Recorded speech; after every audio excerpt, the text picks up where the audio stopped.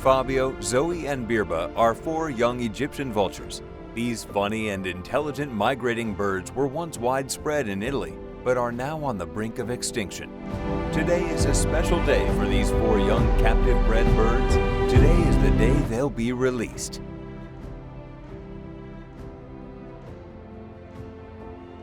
Siamo a circa 500 metri dal sito di rilascio dei giovani capovaccai, che adesso sono in una cassa nido, nella quale sono rimasti per 5 giorni per una fase di ambientamento. Guido adesso sta andando ad aprire la cassa nido, quindi noi rimaniamo a una certa distanza per non disturbare le operazioni di rilascio.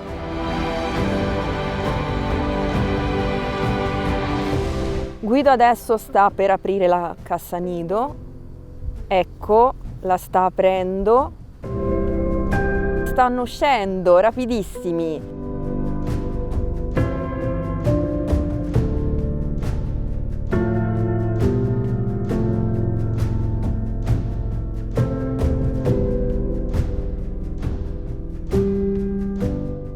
E sono Zoe, Fabio e anche Birba.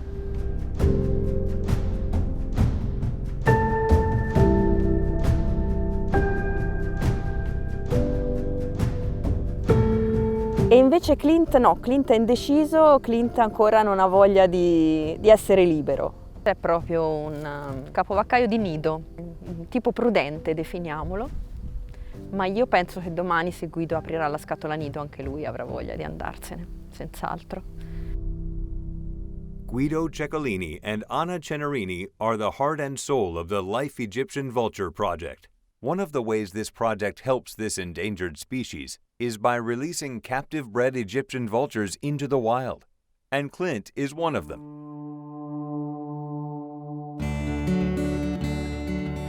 E si utilizzano per la riproduzione in cattività principalmente individui irrecuperabili, cioè animali che hanno subito degli incidenti in natura, quindi animali selvatici che però non possono essere più liberati e introdotti, però almeno in questo modo riescono a essere utili alla propria specie.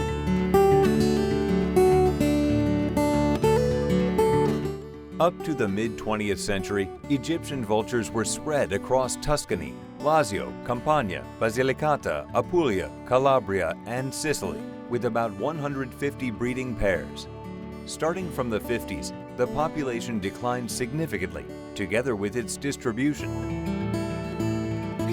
Today, there are only 15 breeding pairs located in Basilicata, Calabria, and Sicily, in southern Italy. A new pair is nesting in Sardinia.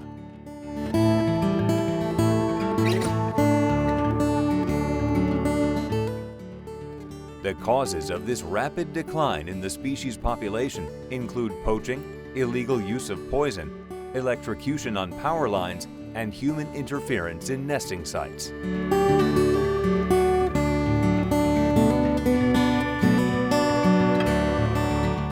But things are slowly getting better for Egyptian vultures also, thanks to Guido and Anna, the Italian National Institute for Environmental Protection and Research, ISPRA, local institutions, and many volunteers.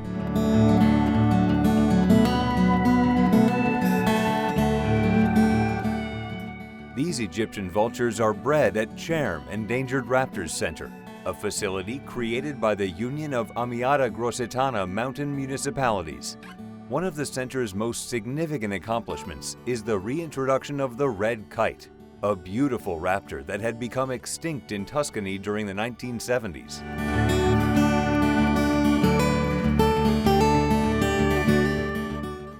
Cherm is home to over 40 Egyptian vultures, which makes it the world's largest breeding stock.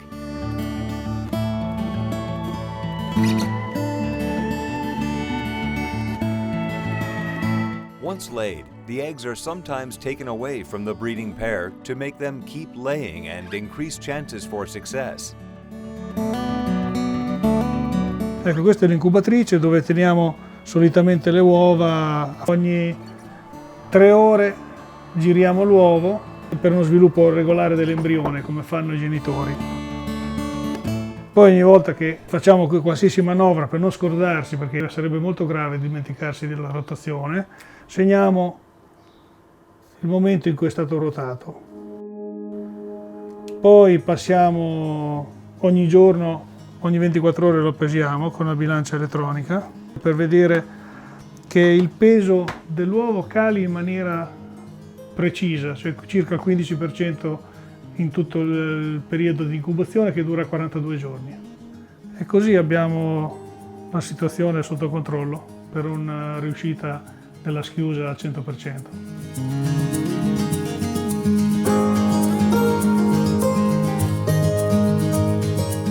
When the chick starts chirping from inside the egg, it means that it's about to hatch.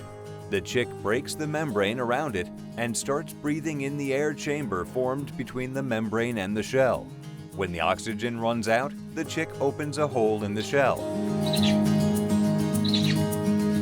Once the yolk sac is fully absorbed, after more than 1 day, the chick comes out. This is always an exciting moment for Anna and Guido. Once they're born, the chicks are transferred to the nursery, where they'll be kept warm for about 5 days. And here's our little Clint. He was born on Clint Eastwood's birthday, hence the name. When he was 3 days old, he weighed only 50 grams.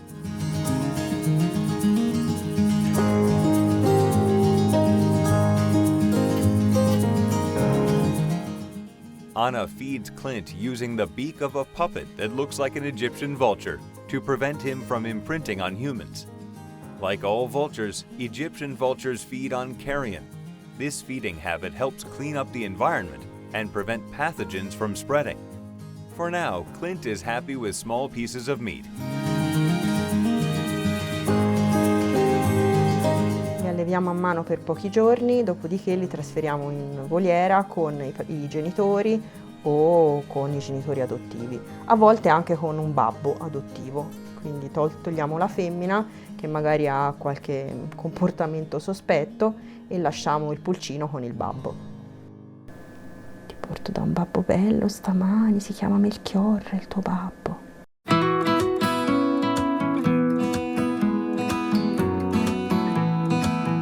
Mangiato, ha bevuto, adesso viene messo a nanna, si simula, diciamo, il ventre del genitore caldo sotto al quale lui si addormenta con il leggero peso del genitore, poi si sostituisce con un panno bianco in modo tale che lui si abitui ad avere un certo peso.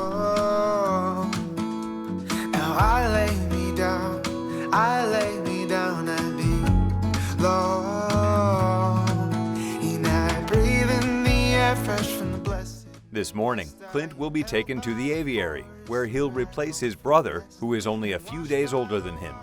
If they were to remain in the same place, they might end up attacking each other. That's why we have to do all this behind the foster parent's back. It mustn't realize about the swap. Guido can monitor the whole situation thanks to the cameras inside the aviary. E stiamo vedendo che non c'è nessun problema, praticamente il giovane si trova benissimo, sta chiedendo già dal cibo al genitore, non abbiamo timori di sorta. Captive breeding of Egyptian vultures is a delicate and complex process. These birds are made to move across vast territories, so it's difficult for them to adapt to life in an aviary. That's why some birds can develop aggressive behaviors towards their partner. Con il sistema video che abbiamo allestito qui al CERM possiamo controllare 13 voliere.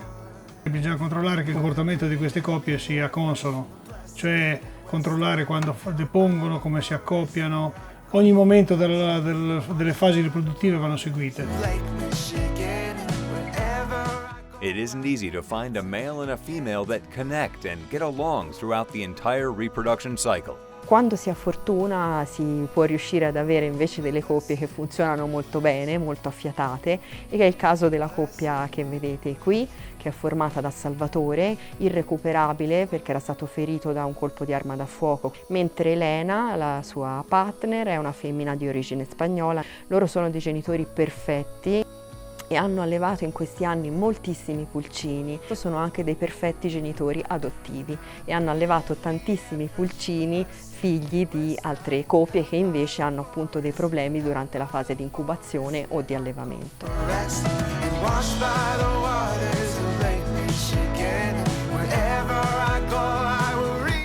Every year, Anna and Guido form breeding pairs that reproduce from March to August.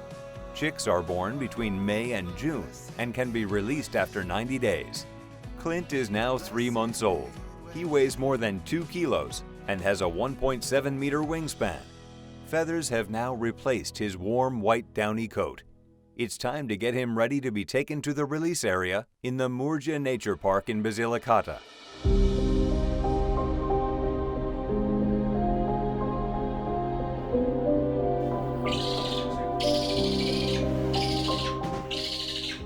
Ecco, adesso copriamo l'animale per la testa per evitare che si agiti molto, si agiterà lo stesso. Installiamo un data locker GPS GSM, che è questo apparecchio. Possiamo, diciamo, in maniera più semplice definire una radio, e viene fissato con una sorta di, come se fosse una sorta di zainetto con dei nastri in Teflon, e questo apparecchio ci consentirà di seguire tutti gli spostamenti di questo individuo dopo il suo rilascio.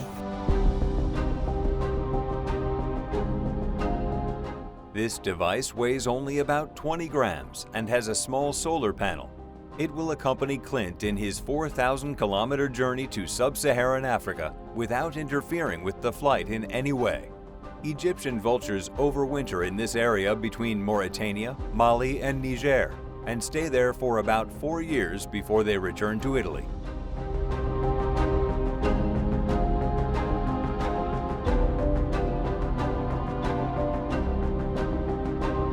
Before we get to the release site, we have to make one last stop at the Wild Animal Rescue Center at the San Giuliano Nature Reserve near Matera.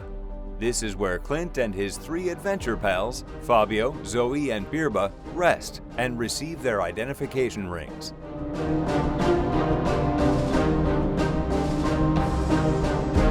Sono questi anelli metallici che sono praticamente indistruttibili e hanno un codice univoco, per cui tramite questo centro europeo coordinato che si chiama Euring è possibile risalire esattamente a chi ha messo l'anello, a quando è stato messo e dal paese di provenienza.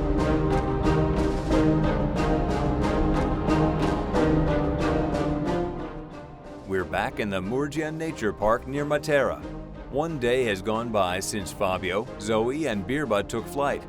Clint was left all alone in the hack box. He doesn't seem too impatient to leave. But Guido tries again, and this time Clint is brave enough to choose freedom.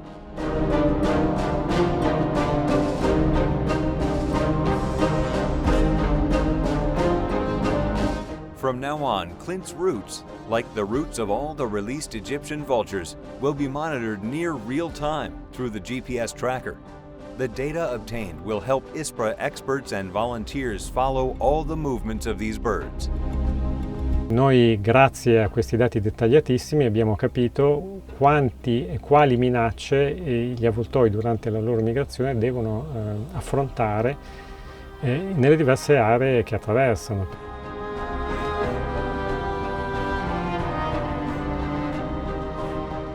It is indeed a dangerous journey, starting with the threats of poaching. Poaching is the #1 reason for the sharp decline in the Egyptian vulture population, especially in Sicily, a crucial point in the long migration route to Africa. The forest police contribute to the Life Egyptian Vulture project by undertaking patrols and inspections to combat poaching.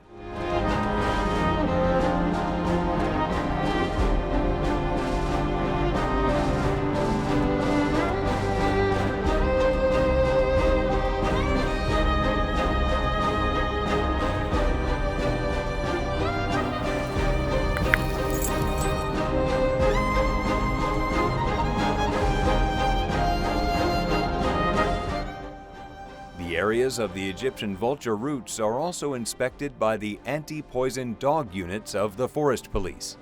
Africa, a female Malinois shepherd, is part of one of these units. She's trained to find poisoned bait scattered around to kill livestock predators, stray cats and dogs, and other animals. This cruel, illegal practice makes many victims among Egyptian vultures and other scavenging raptors that eat the bait or the carcass of poisoned animals.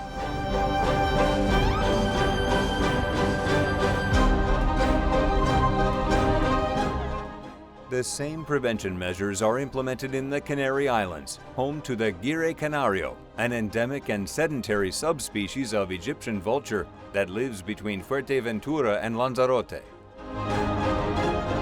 Mi nombre es Álvaro, soy el guía de esta unidad canina formada por dos perros, Duke, pastor holandés y Menta, una Springer Spaniel. Y básicamente lo que intentamos es retirar el veneno del campo lo antes posible.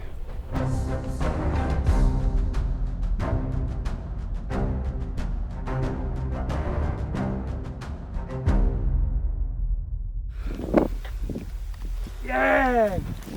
¡Bravo! The situation of the Gire is not as critical as that of the Egyptian vulture in Italy. However, the Life Egyptian Vulture Project is active here as well to help protect this species that has about 80 breeding pairs.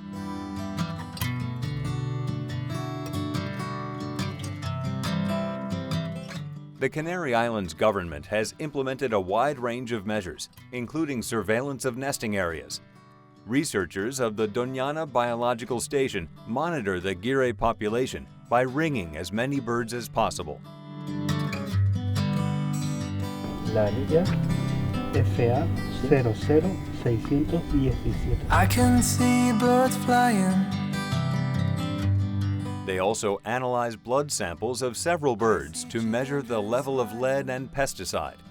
These data are also used for research on the genetic variability of this subspecies of Egyptian vulture. I see children smiling when I think about all of the The things decrease in grazing livestock and regulations on the disposal of fallen stock make it more difficult for Egyptian vultures to find food. Feeding stations stocked with butcher scraps are a solution to this problem. I want to be with you both day and night, to sit on the grass beneath. Medium voltage power lines are another serious threat to the life of these animals, both in Italy and Spain. Egyptian vultures often use them for roosting or perching in barren areas or areas with few trees.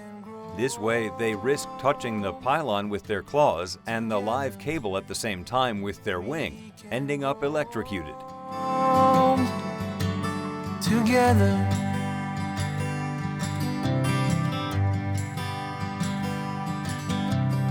E-Distribuzione is at work to insulate more than 500 towers in specific areas to make them safe for Egyptian vultures and other birds.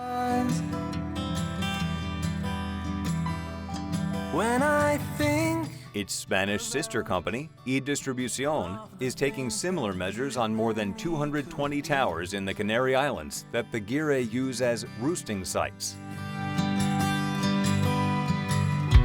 I want to be Once released, Egyptian vultures remain a few weeks around the release site, where they can rely on a well-stocked feeding station. beneath the moonlight. I know that life won't last forever, but Then they start migrating south to Sicily. If they're lucky enough to find enough food and make it through all the dangers, this is where they'll have to face the biggest challenge: crossing the Mediterranean Sea. Purtroppo, essendoci pochi adulti in giro, i giovani hanno poche occasioni di seguire degli avvoltoi esperti e quindi è più facile che vadano incontro a morte durante la traversata. Gli adulti normalmente passano attraverso il canale di Sicilia e qui parliamo di 120-130 km di mare, ma i giovani che non sono esperti rischiano di passare nei bracci di mare più ampi, che sono dell'ordine di 400-500 km. Climate change is also affecting the behavior of this species. Not all the birds released in the past few years have decided to reach the Sahel region. Some of them have preferred to remain in Italy and overwinter in Sicily or Calabria. But not Clint. He was the last of the 4 Egyptian vultures to leave the hack box. Surprisingly, he was also the first to migrate south, cross the Mediterranean Sea via Pantelleria, and arrive in Mali in less than a month.